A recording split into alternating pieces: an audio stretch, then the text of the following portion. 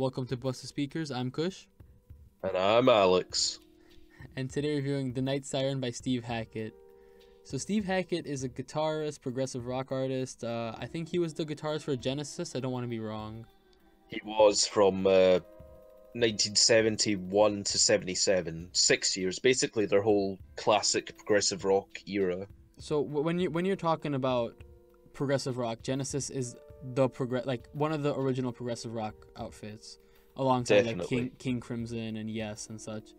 Yeah, But I think he really channels that old school progressive rock vibe on this album, like all the time. I don't know. I Yeah. just really fell in love with this album too. This album was just such a joy to listen to. I mean, as far as keeping the old progressive rock Genesis flame alive today, only really Steve Hackett is doing it. Peter Gabriel, who we all love, basically. He basically went all schizo art pop, which isn't really progressive rock, even though it's really good anyway. And Genesis became a big commercial pop rock band with Phil Collins going quite mainstream, even though I do like that as well. But, you know, the progressive rock era they did in the early 70s was really good. Some of the best in the genre. Solo career, which has been going for over 40 years, has loads and loads of progressive rock albums like this. 3 other than this one, but man, they're pretty good. And this has actually got a lot of experimentation on it, I'd say. A lot of world music influences and stuff I wasn't expecting. Another thing I wasn't expecting was he sings on most of this. He was never a vocalist, but apparently I read somewhere this is the first time Steve Hackett feels like a vocalist on one of his albums. I don't know what you thought of his vocals. Probably thought it was just what he does normally. Yeah, I didn't really think his vocals were like there's anything wrong with him, because obviously he's not a vocalist, he's a guitarist instead. But he sounded fine to me. I enjoyed this album. Thoroughly enjoyed this album. I love this. This surprised me. Well, I knew it'd be good, but I didn't think it would be this imaginative and creative at this late stage in his career. Yeah. I'm just gonna go out there and throw out like my least favorite song. Okay, this will be. It's always interesting to do this. Mine was Martian Sea. Oh, hang on. Okay. It's not that I didn't like the song, because I did. I thought it was a really good song. I just thought it was much more poppy than the everything else on this record. Because the first time through, it was a second song, so I'm like, the first song was like this atmospheric, haunting, gothic sounding song. Yeah. Then it cuts to this like Indian infused, poppy, eclectic song, and I was kind of confused on what he's trying to do with the tone of the album. And this one didn't really fit, because most of the other songs are more atmospheric and more grandiose and those kind of like big theater songs. This one was the only one that didn't really fit, but it was still a good song, because I love the Indian aspects, how he implemented that, the South Asian aspects, added a sitar, and had the ending with those frantic guitars. But it was just felt kind of out of place in this record. Still didn't take much away from it. I still enjoyed it. Yeah, I really like that. I didn't think it was out of place, probably because I was just really, really impressed by the fact he's singing so well. And he plays sitar on every song on here, apparently. I did not different notice sections, that. maybe it's just a little... Well, some songs it might just be a little overdub quietly in the background, but apparently he plays it on every song. Oh, that's cool. At least I like somewhat. that. Yeah. The only thing I could say that's very, very weird about this album is just how all of the elements work together. Because he has crazy hard rock guitar solos that I think on most of the songs, and that's what he's best known for, is his great guitar solos. And then he has a load of world music influences on all of these songs, be it sitar playing, chanting in a few songs. And for some reason, whenever people think of world music, they almost always think of South Asian or Middle Eastern for some reason, or just Asian. they never think of like South American or African that much, and I don't know why. Actually, I don't know So about that because I think there are like on the Tropica we did had the that's true. we they had that, and I think like there's a Ibibo Sound Machine album that came out recently, and they're African influenced American music. So I don't know if that's exactly true, but it is more prevalent because especially with like the Beatles started that whole Yeah, bringing George India. Harrison is the legend of world music. Yeah. His friendship with Ravi Shankar probably gave quite a few people incomes and music that they didn't think they'd have, and that might stretch to Steve Hackett because obviously he would be a teenager when I don't know, when George's Indian experiments with the Beatles came out. I'm just saying, when you think of world music, people. I don't want to generalize. I don't like people who do that, and I know I'm exactly doing that here, but No, I agree that I seem to think people generally think of Indian, Chinese, that type of the world, even though, like you say, on Detropica was Cuban or Colombian. That's true. And yeah. So I don't know. He did have a lot of world influences on a lot of these songs. Well, at least a couple of these songs. Some of my favorite songs on here, I'm just gonna go through them. The first one was just gorgeous. I love the atmosphere he created. The gothic haunting vibes were wonderful, and I knew crazy. I knew at that point that it was gonna be an experience to listen to. Definitely. I loved El Nino.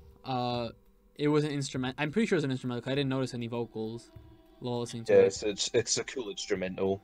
And This is what he normally does on his solo albums. It's usually instrumentals, and if he has any vocals, it's usually a guest singer. Like on his first album, he has Phil Collins sing on like 3 songs.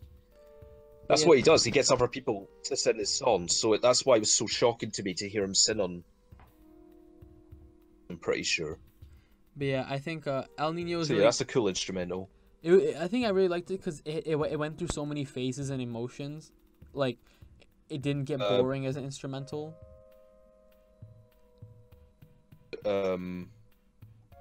Songs, basically. Yeah, I think there was also like Inca Terra was a really good song. In the Skeleton, every song on here had something going for it. I was very impressed. Thinking of. Okay, there are some weird songs on here that tried before. Like there's a song in here called In Another Life, which is like a folk song. Considering how full and busy all the other songs are, it's kind of interesting to have a,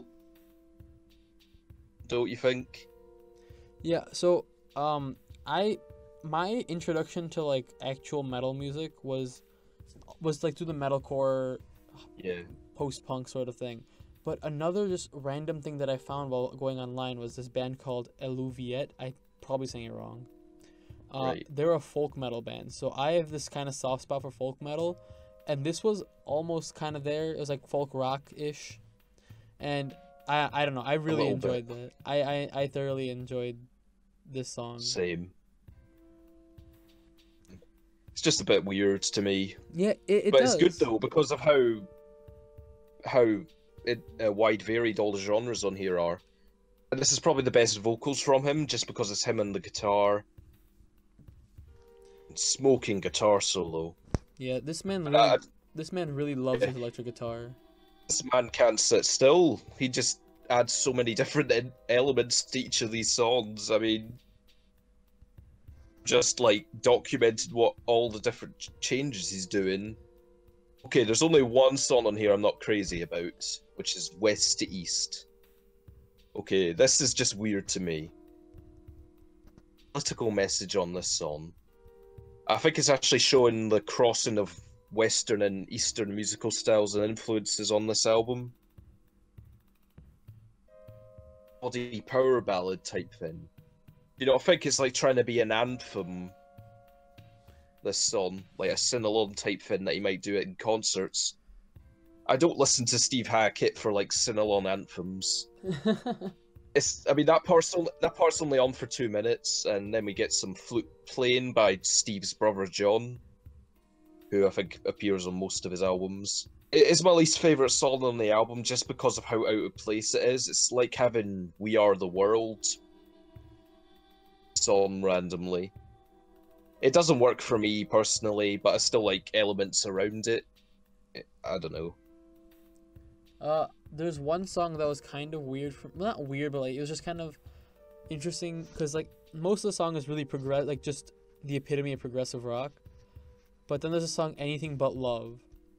Oh yeah, this is like complete mid-80s pop rock cheese to me. Oh, it was. I think I wrote exactly just a solid piece of 80s pop rock. Something I know.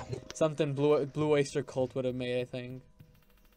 Not even that, just like what Genesis would have made. This. It's like Asia, which is basically some members of Yes and King Crimson making pop music. Kind of working as well, actually. It's just... It's odd. 80s rock, but it's good quality music. It's just... Some of this is just a bit weird to me.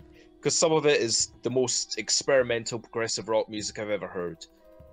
Just because it is true progressive music. Just in how many different elements he puts together. But then you get weird songs like that.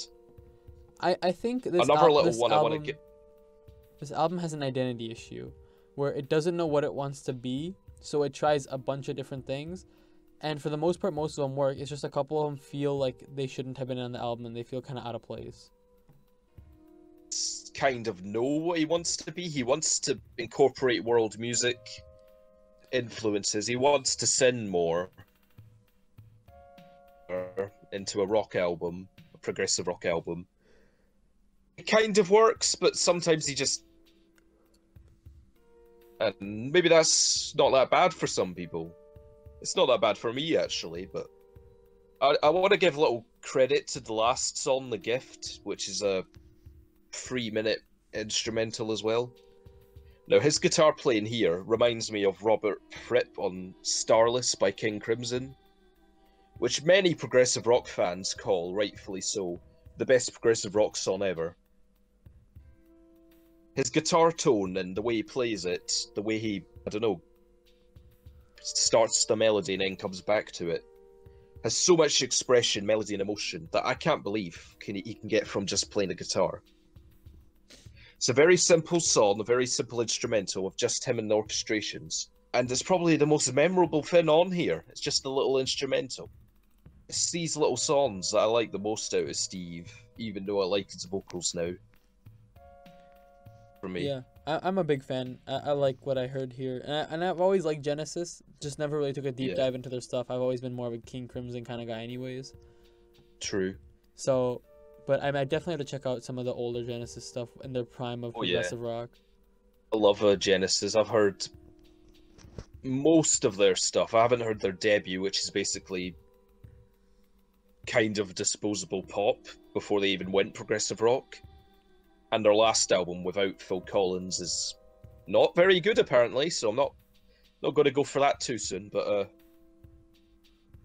proud, I'd say. This holds up to their quality, their high standard quality level.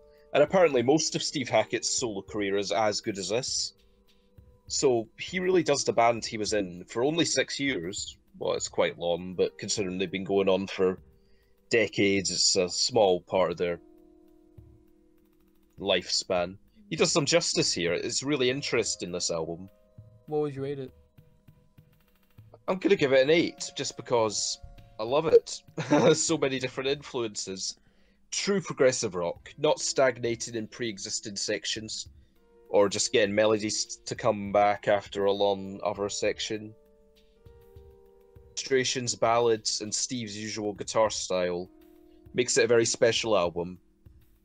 There are some dodgy pop moments which I don't think fit, and I've already spoken before that I don't like the attempt at an anthem with West to East, but justice on here, and it's a very, very good progressive rock album, I'd say. I'm gonna go with an 8 as well. I think this is just the epitome of what good progressive rock music is. This is something that you can listen to and you can just kind of get sucked into the album, what's going on, trying to pick apart the instruments, trying to dissect the actual songs. It's just really, really fun. It's a great thing to listen to. It's mesmerizing at some points. Just like you just like kind of get absorbed into this. Get blown away by it. And this man loves electric guitar. He loves his electric guitar. He loves it. He loves it. We love it too. Yeah, I was thoroughly impressed by this album. So, well, if that's it, then I think... For any fans of progressive rock, I'd say. Yeah, of course. So, if that's it, then thanks for tuning in, Bus Speakers. If you enjoyed this video, make sure you like and subscribe. Check out some of our other videos, and check us out on social media.